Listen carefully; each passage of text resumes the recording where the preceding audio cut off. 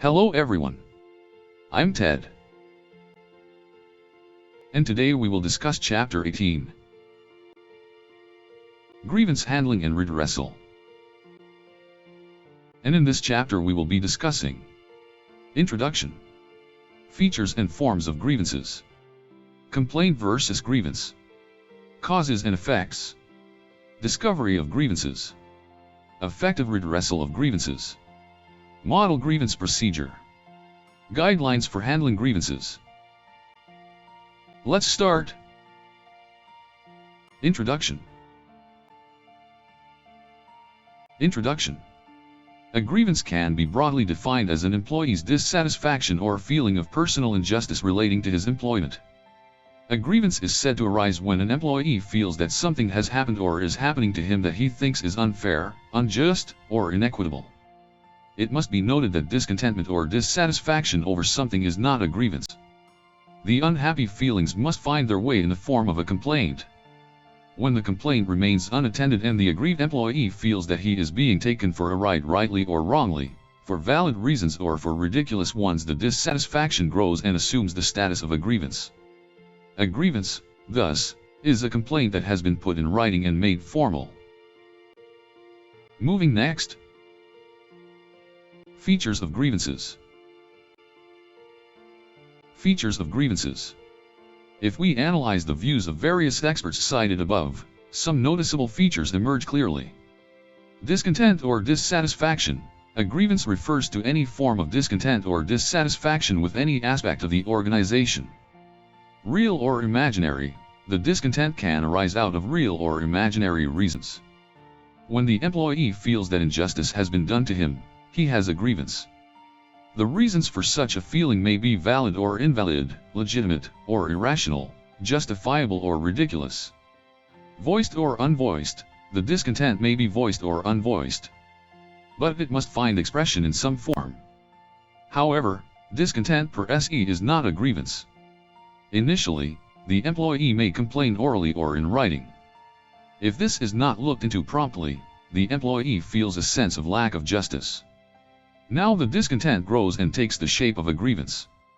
Perceived non-fulfillment of expectations. A grievance, broadly speaking, may refer to perceived non-fulfillment of one's expectations leading to dissatisfaction with any aspect of the organization.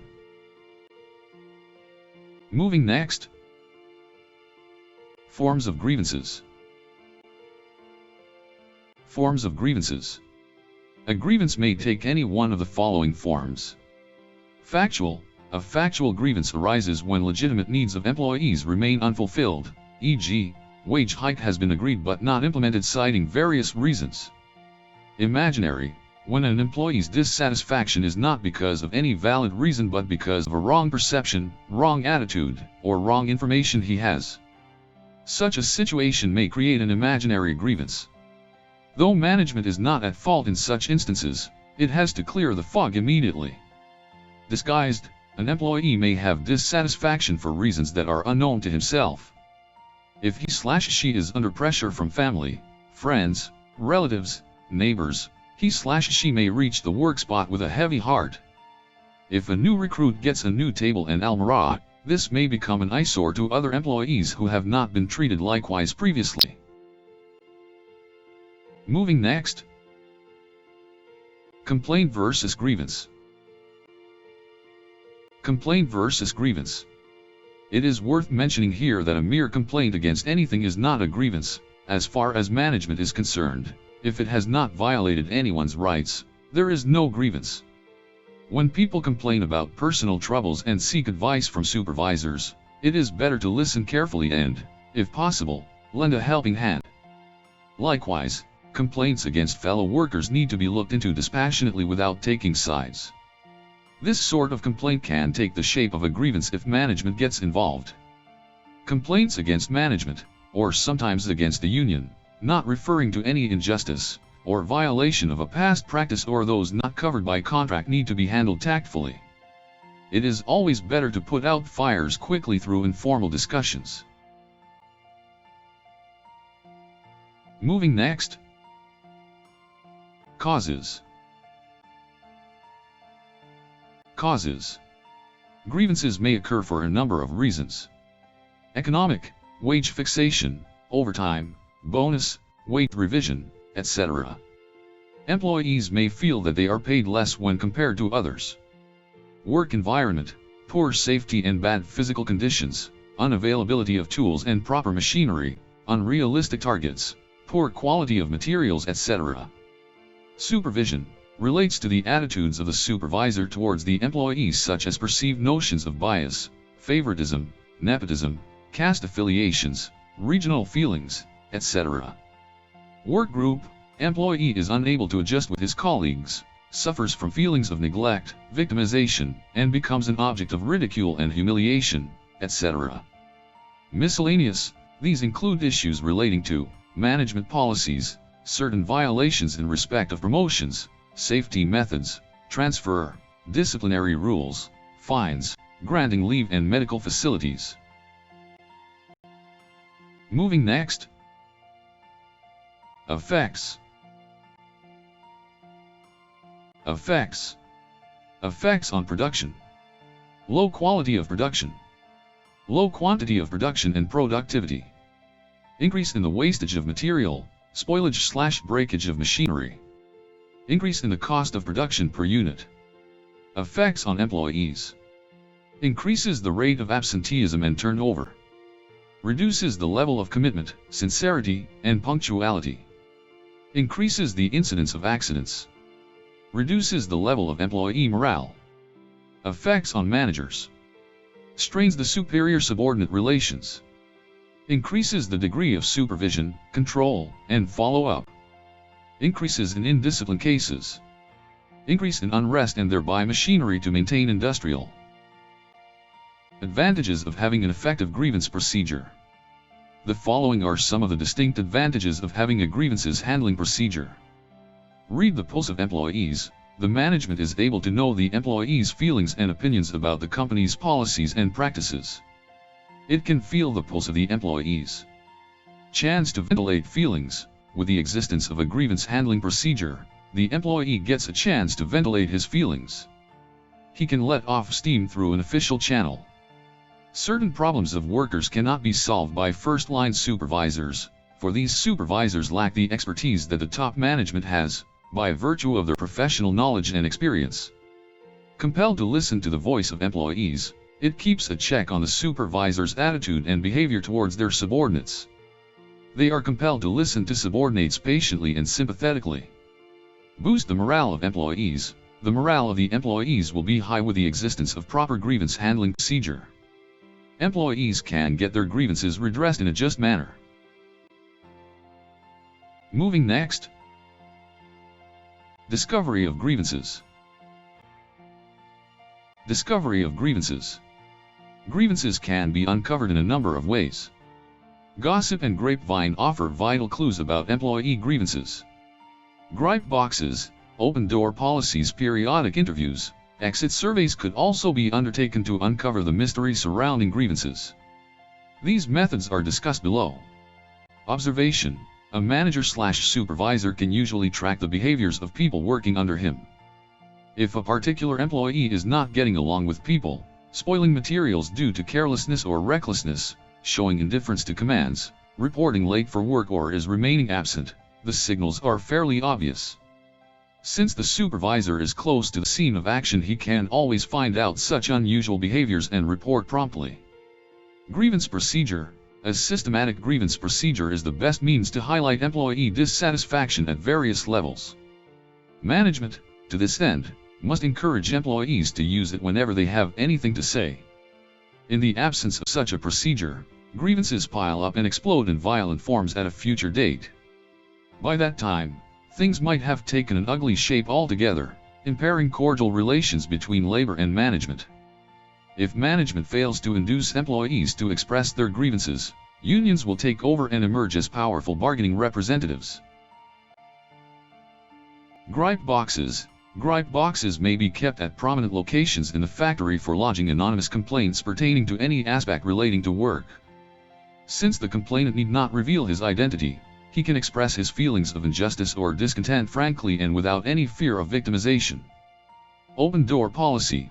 This is a kind of walk-in meeting with a manager when the employee can express his feelings openly about any work-related grievance. The manager can cross-check the details of the complaint through various means at his disposal. Exit interview. Employees usually leave their current jobs due to dissatisfaction or better prospects outside.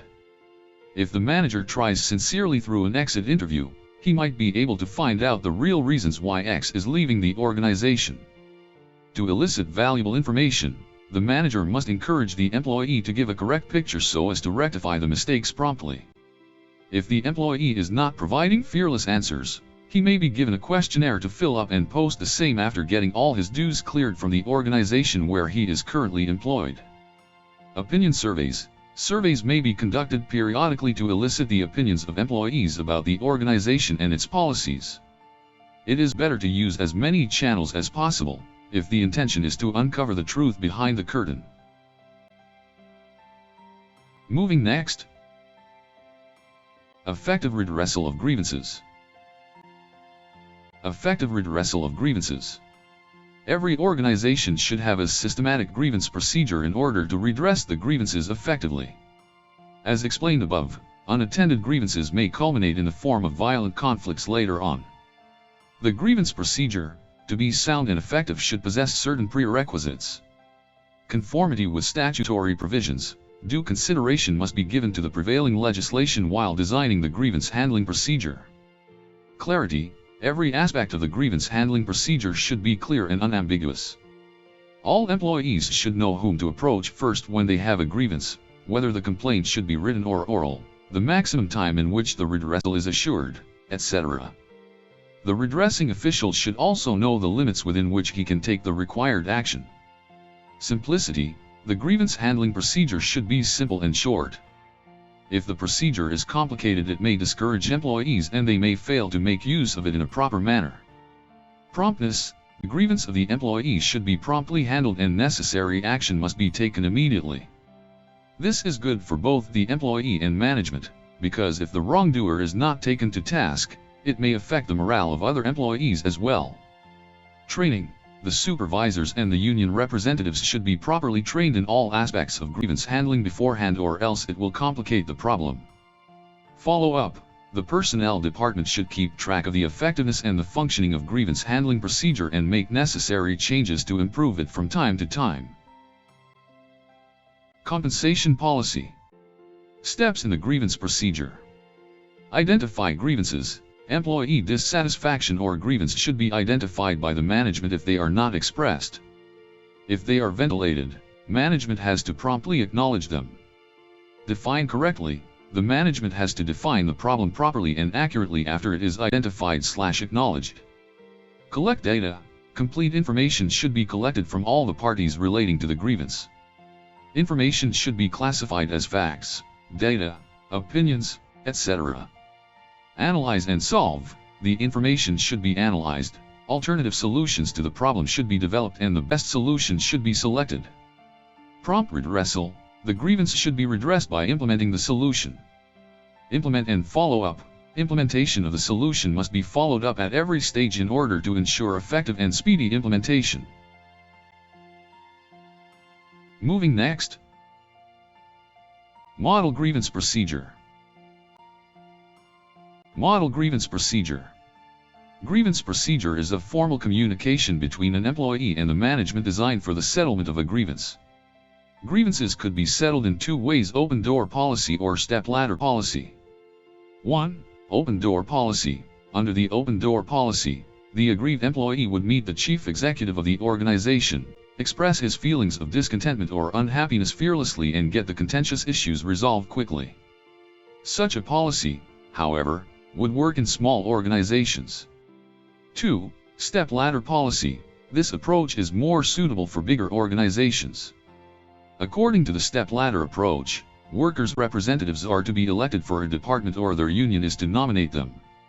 Management has to specify the persons in each department who are to be approached first and the departmental heads who are supposed to be approached in the second step. The model grievance procedure specifies the details of all the steps that are to be followed while redressing grievances. Step 1. In the first step, the grievance is to be submitted to departmental representative, who is a representative of management. He has to give his answer within 48 hours.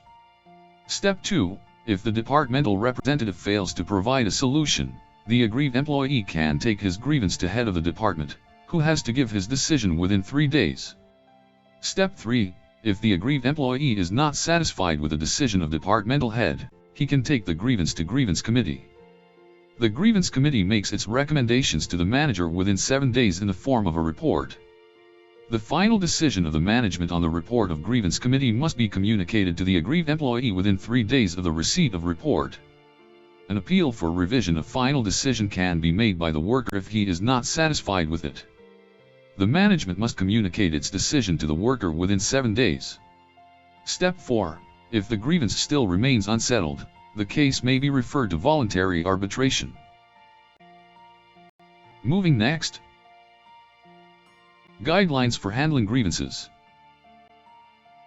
Guidelines for handling grievances. The following guidelines may help a supervisor while dealing with grievances. He need not follow all these steps in every case. It is sufficient to keep these views in mind while handling grievances. Treat each case as important and get the grievance in writing.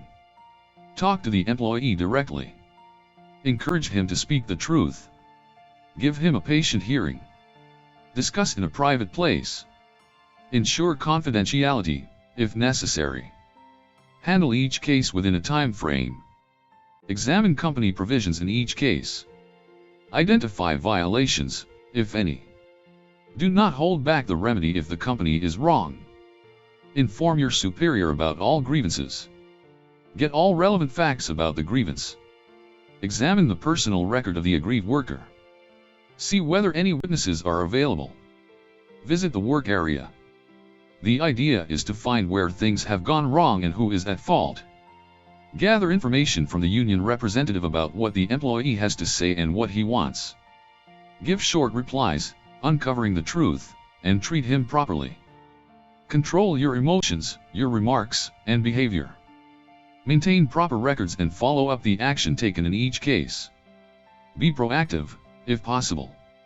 Companies like the Visakhapatnam Steel Plant, VSP, and NALCO actually invite workers to ventilate their grievances freely, listen to the other side patiently, explain the reasons why the problems arose and redress the grievances promptly. Do's. 1. Investigate and handle each and every case as though it may eventually result in an arbitration hearing. 2. Talk with the employee about his grievance, give him a good and full hearing. 3. Get the union to identify specific contractual provisions allegedly violated. 4. Enforce the contractual time limits. 5. Comply with the contractual time limits for the company to handle a grievance. 6. Determine whether all the procedural requirements, as dictated by the agreement, have been complied with. 7. Visit the work area where the grievance arose. 8. Determine if there were any witnesses. 9. Examine the relevant contract provisions, and understand the contract thoroughly. 10. Determine if there has been equal treatment of employees. 11. Examine the grievance personal record. 12. Fully examine prior grievance records. 13. Evaluate any political connotations of the grievance. 14. Permit a full hearing on the issues. 15. Identify the relief the union is seeking. 16. Treat the union representative as your equal. 17. Command the respect of the union representatives. 18. Hold your grievance discussions privately. 19. Provide the grievance process to non-union members as well. 20. Satisfy the union's right to relevant information. 21. Demand that proper productivity levels be maintained during the processing of incentive grievances. 22. Fully inform your own superior of grievance matters. Don'ts. 1. Discuss the case with the union steward alone. The grievance should definitely be there. 2. Make agreements with individuals that are inconsistent with the labor agreement. 3. Apply the grievance remedy to an improper grievance. 4. Hold back the remedy if the company is wrong. 5. Admit the binding effect of a past practice. 6. Relinquish your authority to the union. 7. Settle grievances on the basis of what is fair. Instead, stick to the labor agreement which, after all, should be your standard. 8. Make mutual consent agreements regarding future action. 9. Bargain over items not covered by the contract. 10. Concede implied limitations on your management's rights. 11. Argue grievance issues off the work premises. 12. Treat as arbitrable claims demanding the disciplining or discharge of management members. 13. Commit the company in areas beyond your limits of responsibility or familiarity. 14. Give away your copy of the written grievance. 15. Discuss grievances of striking employees during an illegal work stoppage. 16. Settle a grievance when you are in doubt. 17. Support another supervisor in a hopeless case. 18. Refer a grievant to a different form of adjudication. 19. Overlook the precedent value of prior grievance settlement. 20. Give long written grievance answers. 21. Trade a grievance settlement for a grievance withdrawal, or try to make up for a bad decision in one grievance by bending over backwards in another. 22. Negate the management's right to promulgate plant rules. 23. Deny grievances on the premise that your hands have been tied by the management. 24. Agree to informal amendments in the contract. That's all for this video. Thank you for watching. This video is brought to you by Bookstune. Like this video to encourage us. Share this video to spread the knowledge. And subscribe to this channel for latest update.